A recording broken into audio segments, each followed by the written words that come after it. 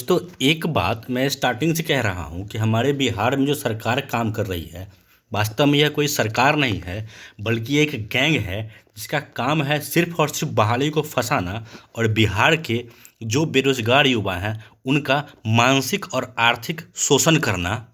अब देख लीजिए आप लोग, कोरोना का बहाना को ये लोग कितने अच्छे से भुना रहे हैं। इसी कोरोना से पहले पंचायत चुनाव हो गया, कोई कोरोना नहीं था। अब यूपी में चुनाव होगा, कहीं कोई कोरोना नहीं रहेगा। सारे बाजार खुले हुए हैं, सारे दुकान खुले हुए हैं, कहीं कोरोना नहीं है। लेकिन कोरोना अगर आता है तो सबसे पहला हमला सीधे वो स्कूल पे करता है, सीधे वो कोचिंग पे करता है। कहीं ना कहीं सरकार की मंशा को समझिए कि कोरोना के बहाने ये लोग बिहार के शिक्षा व्यवस्था को धूमिल करना चाहते हैं, चौपट करना चाहते हैं।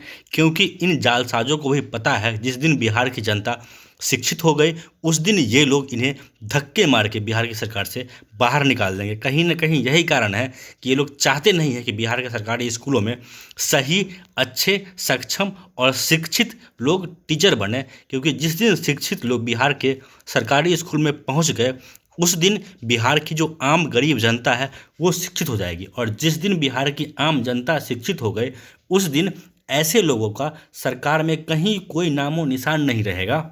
ये एक बहुत बड़ा नेक्सस ये लोग इन लोगों का काम कर रहा है कि कैसे भी करके हर बहाली को फंसा करके रखो।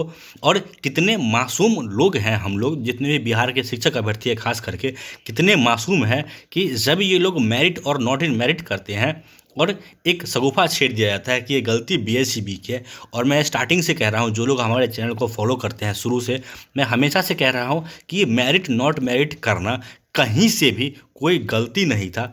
ये इस सरकार का एक सोचा समझा साजिश था ताकि इस बहाली को फंसा सके। क्योंककि 7th फेज में कहीं से कोई लिटिगेशन नहीं था, कहीं से कोई ऑब्जेक्शन नहीं था, तो ज़बरदस्ती 7th फेज को फंसाने के लिए इन लोगों ने STET 19 के रिजल्ट में मेरिट नॉट मेरिट पूरी प्लानिंग के तहत की है। जरा सोच कर देखिए आप लोग कि जिस समय विजय चौधरी शिक्षा मंत्री बने होंगे उस समय इन्होंने अपने जितने भी सचिव हैं, इनके उप सचिव हैं, उनसे पूछा होगा कि आखिर अब माल कहाँ से मिलेगा, किस विभाग से कितना माल बटोरा जा सके।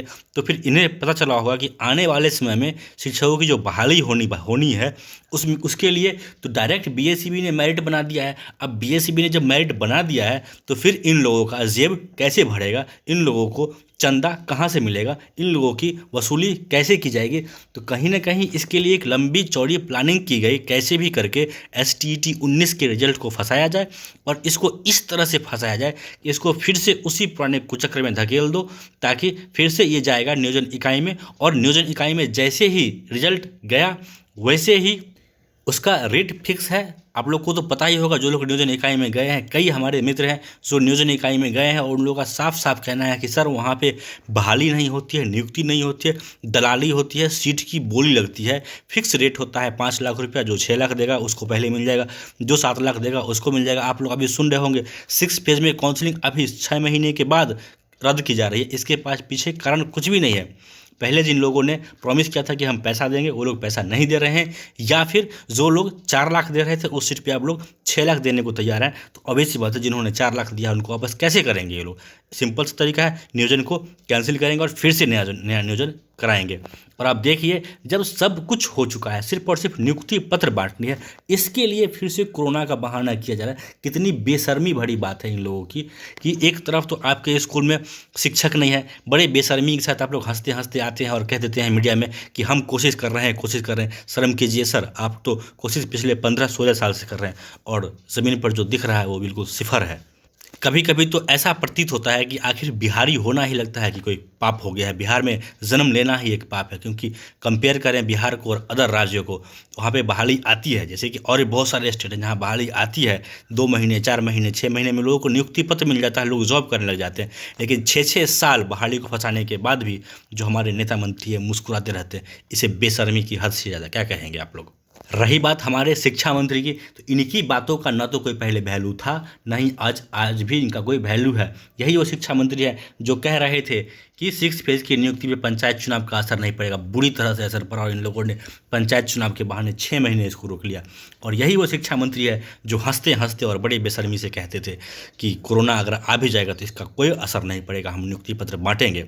और आप देख लीजिए आप लोग कि सरकार पीछे कदम हटा रही है। नियुक्ति पत्र देना तो दूर, ये लोग नियोजन की जो प्रक्रिया है थर्ड राउंड की, उससे भी पीछे भागना चाह रहे हैं। और इसके पीछे सिर्फ और सिर्फ एक ही मंशा है इनकी कि न तो हम 6 फेज़ को जाने देंगे और न ही 7 फेज़ को आने देंगे। तो अब जबकि ऐसा कंडीशन आ गया है, तो हम लोगों ने जो है सोच रखा था कि इंतज़ार करते हैं 6 फेज़ के जाने का। अब हमें लगता है कि 6 फेज़ के जाने का इंतज़ार नहीं कर सकते हैं हम लोग, हमें इन बिटवीन अब रोड पे उतरना ही पड़ेगा। इसके लिए अब बातें की जाएगी, इसके लिए प्लानिंग की जाएगी। दोस्तों, इस वीडियो में इतना ही। आप लोगों से निवेदन है कि इतनी कटु बातें जो मैंने कही हैं, इसको आप लोग इतना फैलाइए कि कम से कम जो हमारे सरकार के आला अधिकारी हैं, जो बहाली फसाऊ गैंग है, उनकी कानों तक ये कटु बातें पहुँचे और इन्हें शर्म हो। धन्यवाद।